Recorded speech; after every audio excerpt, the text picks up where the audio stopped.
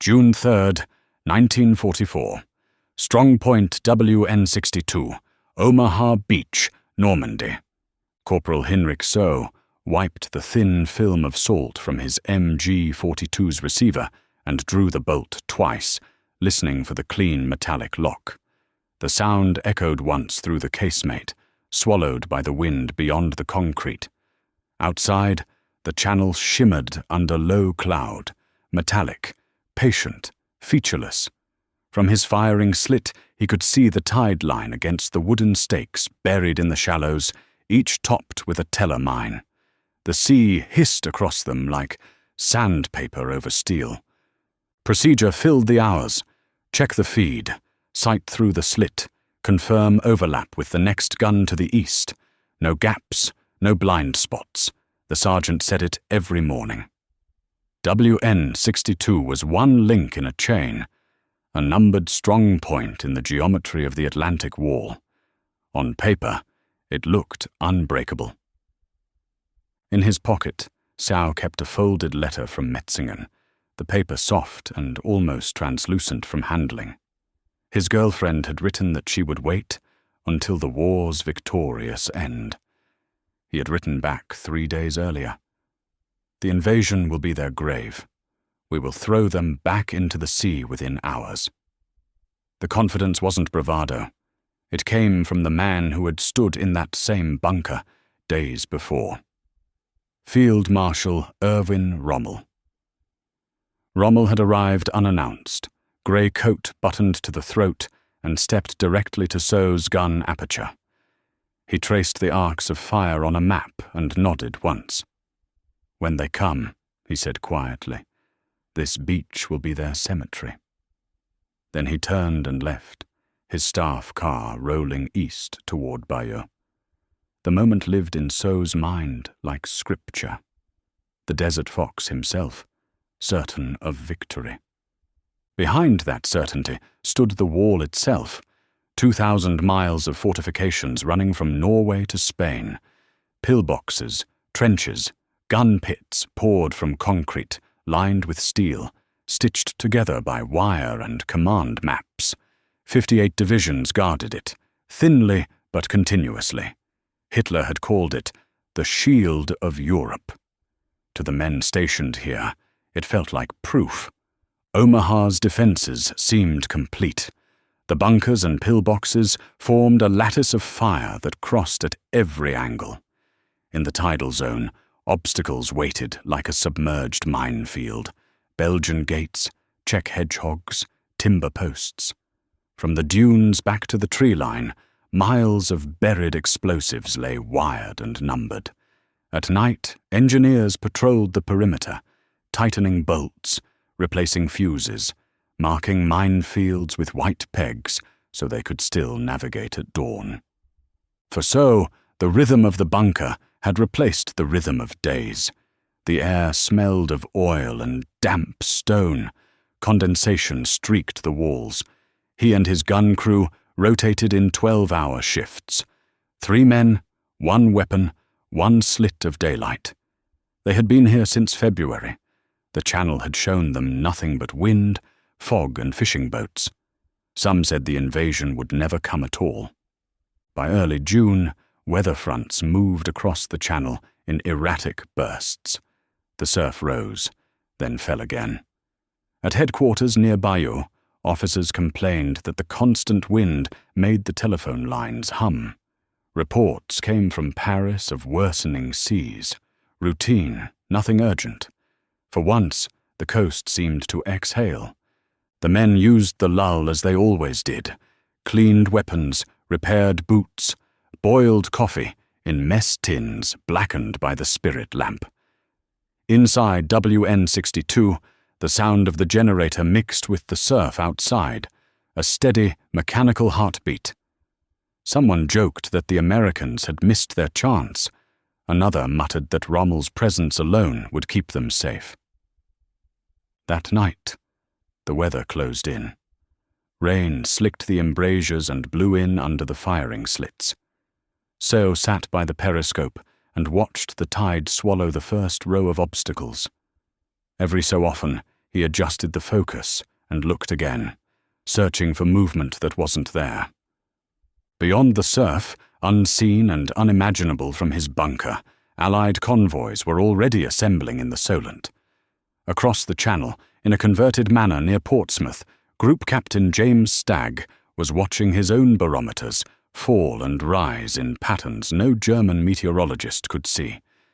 He had found a brief window in the storm, 36 hours of calm, and would soon lay it before General Dwight D. Eisenhower. The decision that would reshape Europe was hours away. But on the Normandy coast, none of that existed.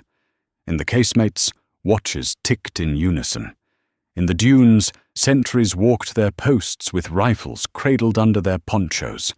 So leaned against the wall, the warmth of the MG-42's barrel against his sleeve. Midnight passed. The bunker's light flickered once and steadied. He thought about the letter from Metzingen, about Rommel's calm nod, about the feeling that the war's end would be decided somewhere else. Not here, not in this concrete box overlooking a quiet sea. The wind shifted slightly after 2 a.m, and the surf began to pound more evenly against the beach. In the half-light, the channel merged with the sky into a single grey sheet. The world felt suspended, as if holding its breath. 12 hours later, this same man would be firing until his gun barrel warped from heat. But for now, he adjusted the periscope once more, found nothing but fog, and lowered it again. He didn't know that hundreds of miles away, radar screens were already lighting with phantom echoes that would soon multiply into thousands of real ones. The storm that promised safety was already sheltering an army. June 5th, 1944. Wind blew steady at 20 knots across the Channel, pushing spray against the concrete embrasures of the Atlantic Wall. In Paris, Luftwaffe meteorologist Walter Stuber examined his charts. Wind 20 to 25 knots, waves 6 feet, cloud ceiling 500 feet, and typed his verdict. No invasion possible for at least 2 weeks. The report reached 7th Army headquarters before noon and relaxed every echelon of command. At La Roche-Guyon, Field Marshal Erwin Rommel prepared to leave for Germany. His wife's birthday was the next morning. The weather made absence permissible.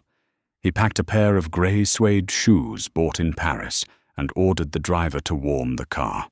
In Rennes, General Friedrich Dollmann convened divisional commanders for a war game. Along the coast, E-boat patrols were cancelled. "Sea too rough," the log read.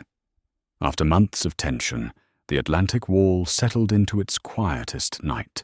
Across the Channel, the same barometer told another story. At Southwick House near Portsmouth, Group Captain James Stagg laid out fresh weather plots before General Dwight D. Eisenhower.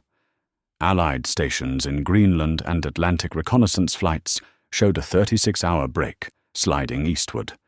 When it passed, storms would return. Eisenhower studied the chart, then spoke softly.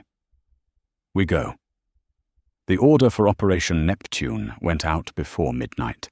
At 23:15, German Freya and Würzburg radar posts along Normandy began reporting heavy contacts, dense clusters approaching from the north at medium altitude. Operators logged the returns and dismissed them as another Allied feint. They had seen such tricks before. Around 0030 on June 6th, scattered calls arrived from the coast. Paratroopers had landed. Some said near Caen, others near Carenton. One report claimed they were British, another American. The contradictions multiplied. Patrols fired into the dark at moving shapes. In flooded fields south of Carenton, villagers saw parachutes burning red in the overcast. Many of the drops were Allied decoys from Operations Titanic and Rupert, dummies packed with sand and firecrackers to simulate battalions. The deception convinced German headquarters that the landings were scattered and minor. In Villers-Bocage, Major Hans von Lock, commanding the 125th Panzergrenadier Regiment of the 21st Panzer Division, was shaken awake. Reports placed parachutists near the Orne. He requested permission to counterattack. Division HQ replied, "Do not move until the situation clarifies." In his memoir, Panzer Commander von Luck later wrote, "I knew at that moment we were lost. Every minute we waited gave them time to consolidate. Yet we sat paralyzed by our own command structure."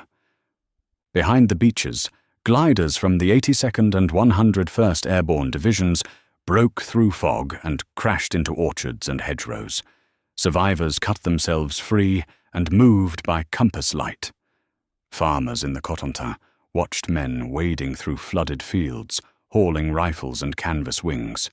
By 3 a.m., firefights flared across the countryside. The sound carried faintly to the coast, where no one yet understood what it meant. At Le Mans, General Max Pemsel, Chief of Staff of the 7th Army, tried to reconstruct the situation.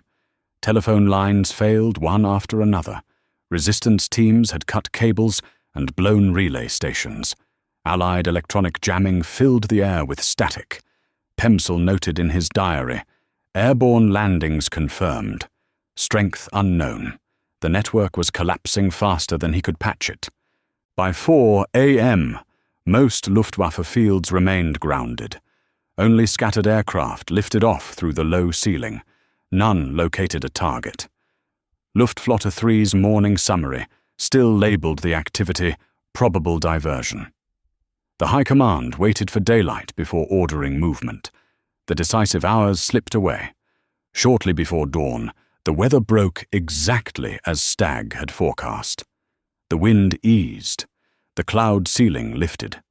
On the beaches, sentries climbed from bunkers to check the tide markers and saw a thin grey line on the horizon. At first they thought it smoke. Then the line thickened and began to move. 5:30. The Channel horizon resolved into thousands of silhouettes. The All-Allied invasion fleet, 6,939 vessels by official count, covered the sea from edge to edge. From Vierville to Colleville, observers transmitted the same message. Enemy fleet approaching. Gun crews took positions. Colonel Ernst Goth of the 916th Grenadier Regiment calculated that his 4 batteries could, in theory, fire 120 rounds per minute into the beach sectors. But the ammunition stores were still sealed. No authorization had come from Corps Command. The guns waited cold. At 5:35, the first Allied shells landed. USS Texas opened fire on Pointe du Hoc, sending 255 14-inch shells in 34 minutes. HMS Warspite, firing since 5 a.m., would deliver 96 rounds on German positions by June 9th. Bunkers shook as if struck by hammers. Men clung to the concrete walls. Dust fell in sheets. Observation posts folded under direct hits. One officer later wrote that the air vibrated like sheet metal. Inside Strong Point WN-62, Hinrich So crouched behind his MG-42. The generator failed after the first impact, leaving only the dull glow of the periscope lens. Lime dust stung his eyes. Condensation dripped from the ceiling. A crewman shouted, "Is this the invasion?" No one answered. The explosions rolled in fixed rhythm, deliberate and unbroken. The sound seemed to come from inside the earth. Above the bluff, the sea was still calm, but every ripple now carried the reflection of steel. Landing craft were advancing through smoke toward the beach, ranks tightening as they neared the surf. The German defenses, believed impregnable only hours before, had already lost communications, air cover, and command coherence. The Storm Rommel's meteorologists had sworn would guard France, had instead hidden an army. And as the last clouds lifted from the Channel, that army was closing the distance to shore. 6:30 hours. The first landing craft reached the tidal flats at Omaha Beach. Spray rose over the ramps as the ramps dropped, and soldiers stepped into chest-deep surf. German machine guns opened at once. At strong point WN-62, Hinrich Soe pressed his trigger and felt the MG-42 buck against his shoulder. He began firing at 6:35 and continued in bursts for 9 hours, expending 13,500 rounds. His gun position, one of the few not damaged by the bombardment, commanded the full width of the central sector. The sound of the weapon, 1,200 rounds per minute, cut through surf and smoke until the barrel glowed red. By 7:15, U.S. 116th and 16th Infantry regiments were pinned at the waterline. Engineers tried to clear obstacles under fire, detonating charges that sent sand and shrapnel across the beach. 3,700 mined obstacles had been planted in the tidal zone, Belgian gates, Czech hedgehogs, and wooden stakes topped with telemines. Every attempt to move forward cost men and craft. Yet behind them, the sea kept delivering more. Destroyers drew in to less than 1,000 yards, guns firing over open sights into the bluff. Inside the German command network, the situation was fragmenting. General Lieutenant Max Pemsel at 7th Army Headquarters could no longer raise the coastal sectors. Telephone exchanges were destroyed, radio signals jammed by Allied interference. Reports from Colonel Ernst Goth's 916th Grenadier Regiment arrived sporadically. Ammunition low, positions overrun, artillery batteries silent. Ammunition stores calculated for a 3-day defense were emptied by midday. Guns that had been expected to fire 120 rounds per minute were rationed to 4 shells per day. Pemsel wrote a single note in his diary: artillery exhausted. On the beaches, the pattern of battle changed by hour. At 8 o'clock, German machine gun nests around Vierville were struck by shells from the USS Texas and HMS Glasgow. The impact blew out bunker embrasures and filled the casemates with lime dust. Forward observers buried under debris were dug out, handed fresh belts, and sent back to the guns. Oberleutnant Bernhard Fröking, artillery officer at WN-62, reportedly told his crew, "You are watching the whole world arrive." He was killed before noon when his position took a direct hit. By 10 o'clock, the 21st Panzer Division, the only armoured reserve near the beaches, finally received orders to move. Rommel's standing instruction had been to strike any invasion immediately, but he was in Germany and unreachable. The delay cost 4 hours. When the division advanced at 16:20, its grenadiers and tanks pushed between British airborne zones toward the sea, reaching the shore between Léon-sur-Mer and Luc-sur-Mer around 1900 hours. For a moment, they stood as the only German armour to reach the Channel on D-Day. Then the sky filled with the sound of gliders. From the east, Operation Mallard was arriving. 250 Horsa and Hamilcar gliders carrying reinforcements for the British 6th Airborne Division. The sight of their landing convinced the German commanders they were about to be flanked.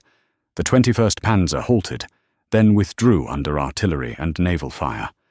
By nightfall, the division had lost 54 tanks and armoured vehicles, roughly a quarter of its strength. As darkness spread over Normandy, the Atlantic Wall no longer existed as a continuous defence. The 716th Infantry Division, responsible for the sector between Bayeux and Caen, reported its combat strength reduced to 35%, artillery 90% destroyed, and enemy advancing inland. The Kriegsmarine managed to sink 1 U.S. destroyer, USS Corrie, but lost 15 E-boats in return. Airfields in northern France stood nearly empty. The Luftwaffe flew only 319 sorties against 14,674 Allied. At WN-62, Soe's gun fell silent for the first time that day. The barrel was warped, the feed cover black with residue. He stared through the embrasure at a beach covered with debris, landing craft, and bodies. The invasion that German intelligence had predicted months away was on the sand before him, irreversible, organized, endless. When night came, the bluffs burned with magnesium flares. Inland, paratroopers linked with advancing infantry. On the sea, lines of ships stood motionless under the overcast. The day's bombardment had already exceeded any in German military experience. The Atlantic Wall, built from concrete, steel, and conviction, had cracked in a single morning, and every remaining German gun now fired into darkness without orders, without communication, and without hope of reinforcement. Night fell over Normandy with no organized front line. Units that had held the beaches were reduced to fragments. Gun crews scattered, officers dead, field telephones hanging from broken wires. In Le Mans, General Lieutenant Max Pemsel attempted to rebuild his 7th Army map board, but could no longer locate several divisions. By his estimate, entire regiments had vanished from the network. The Atlantic Wall existed only as isolated pockets of resistance, each fighting alone in the dark. At Caen, the 21st Panzer Division regrouped after its aborted counterattack. Of the tanks that reached the coast that afternoon, 54 vehicles were gone, destroyed or abandoned. The division's after-action report blamed continuous air and naval bombardment and enemy airborne reinforcements appearing in great number. Nearby, elements of the 716th Infantry Division withdrew south, leaving strong points unmanned. General Wilhelm Richter's evening dispatch to Army Group B read simply, "Division combat strength 35%. All coastal strong points lost. Artillery 90% destroyed. At sea, Allied supply ships anchored in rows behind the beaches.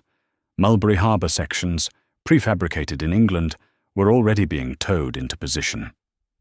By morning, the first pontoons formed protected berths for landing craft. The logistical apparatus that the Germans had assumed impossible was assembling in plain view.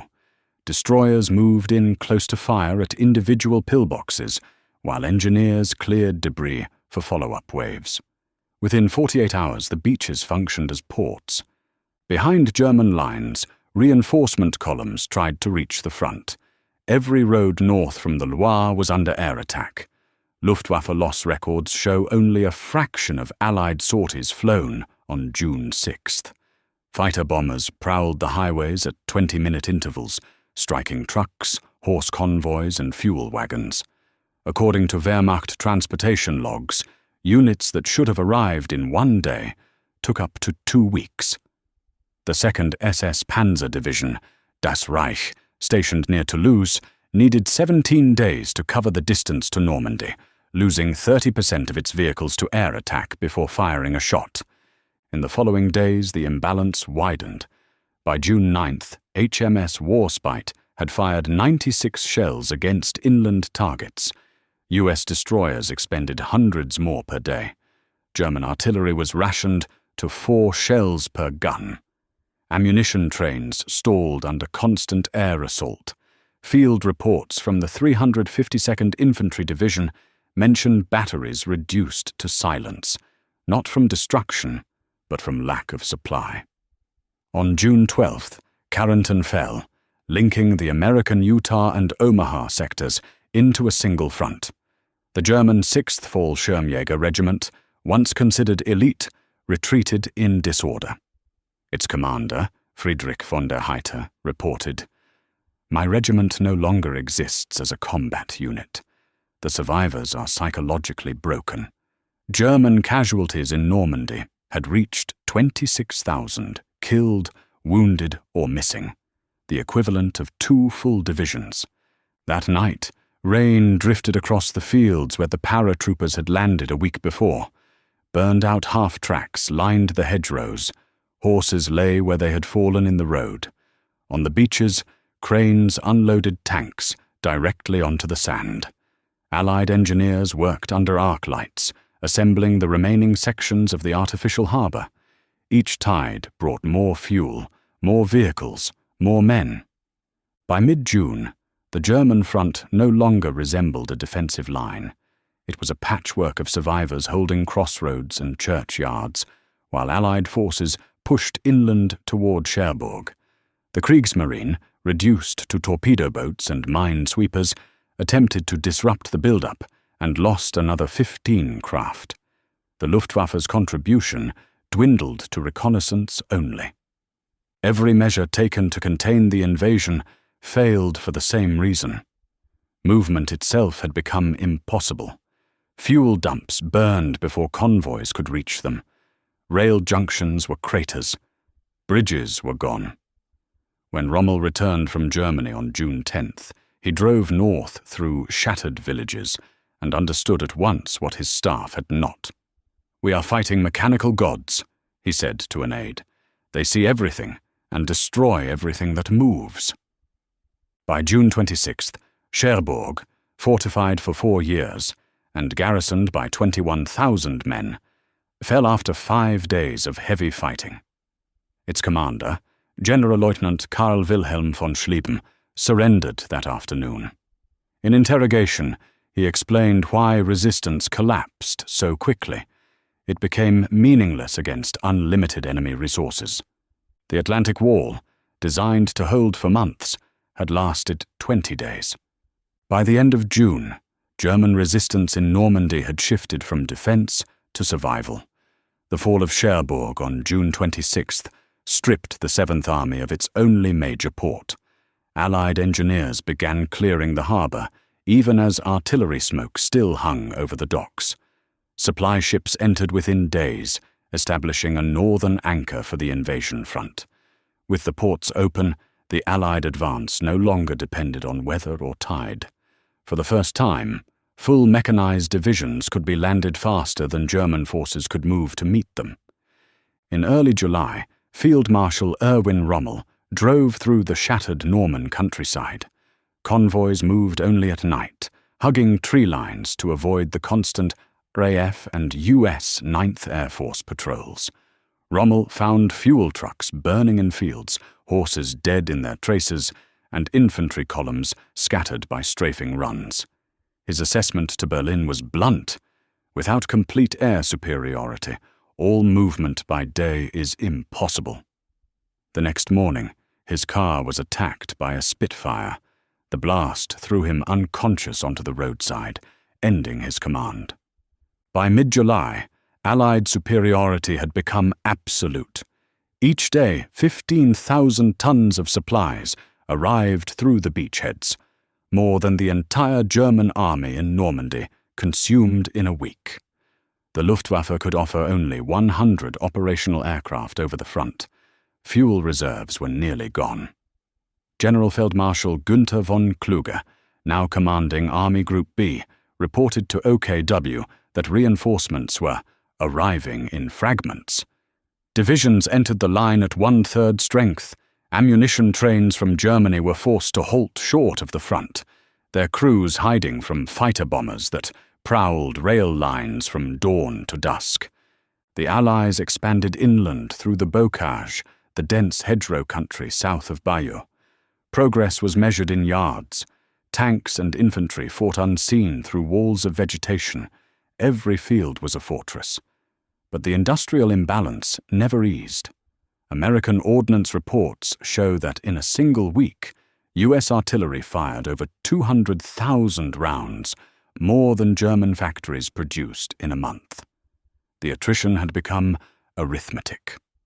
On July 15th, Rommel's final report, written 2 days before his wounding, reached Hitler. "The troops are fighting heroically everywhere, but the unequal struggle is nearing its end. The enemy's overwhelming superiority in men and material is beginning to tell. I must beg you to draw the necessary conclusions without delay." It was a coded admission of defeat. Hitler filed it without comment. A week later, Operation Goodwood unfolded east of Caen. More than 2,000 British tanks and guns advanced behind a bombing corridor of 1,056 heavy bombers. The attack failed to achieve a breakout, but crushed the German armor reserve defending the city.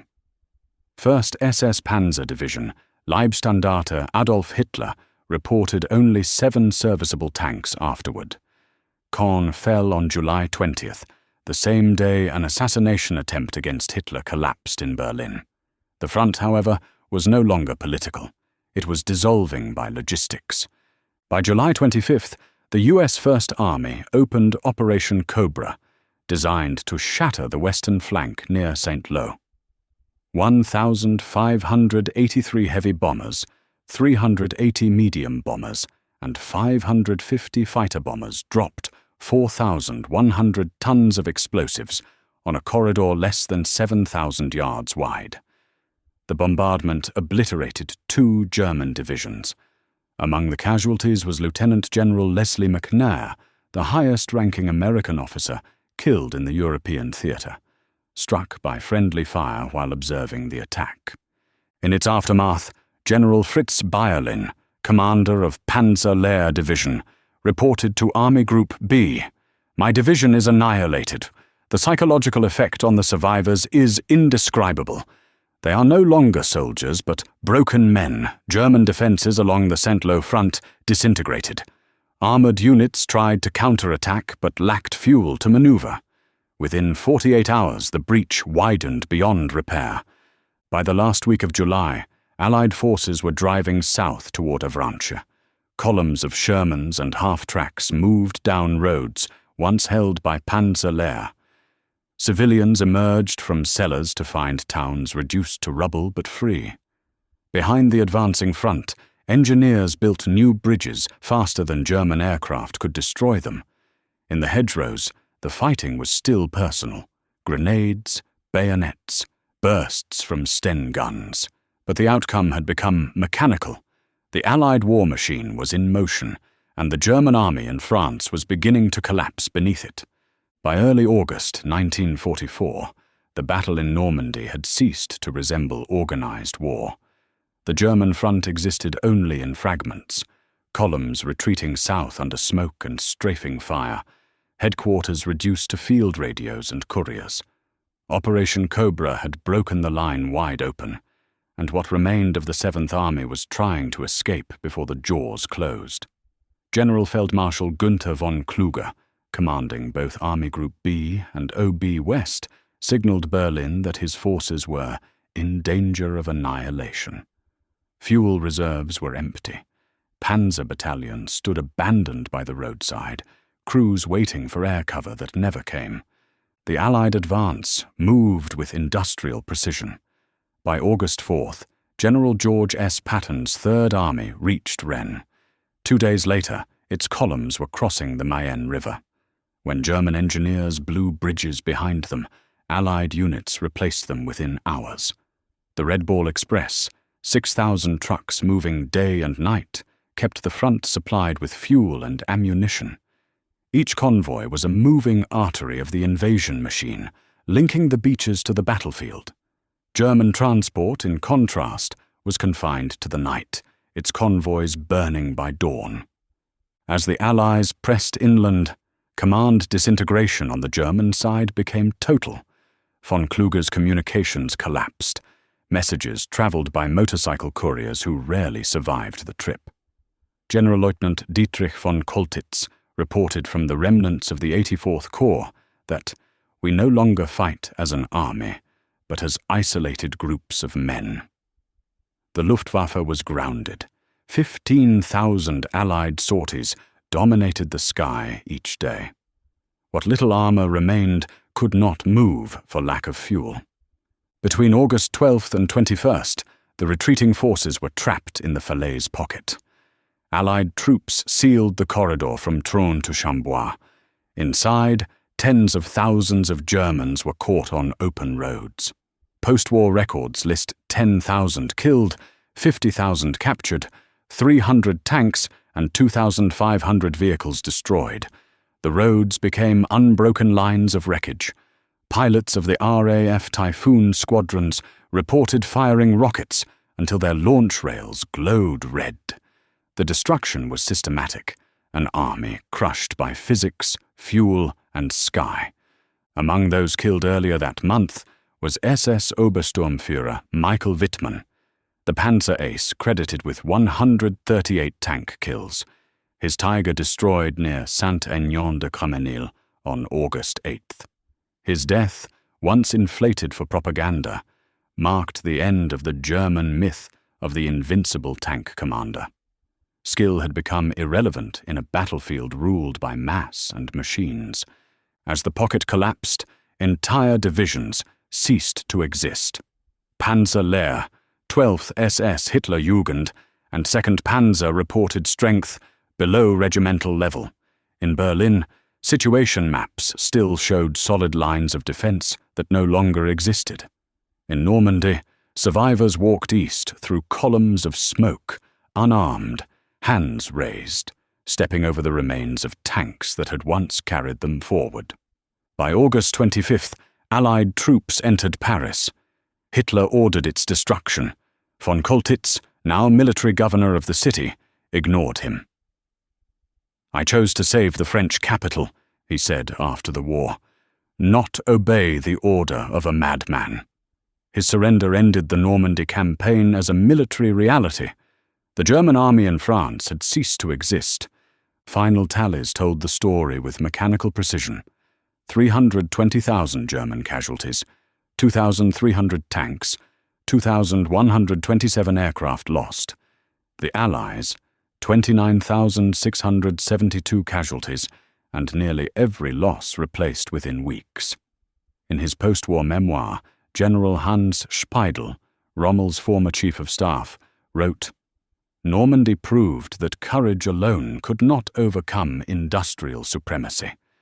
The enemy had mechanized not only warfare, but victory itself." When the guns finally fell silent over the Orne and the Seine, the beaches that had begun as killing grounds had become supply ports. Trucks rolled where tanks once burned.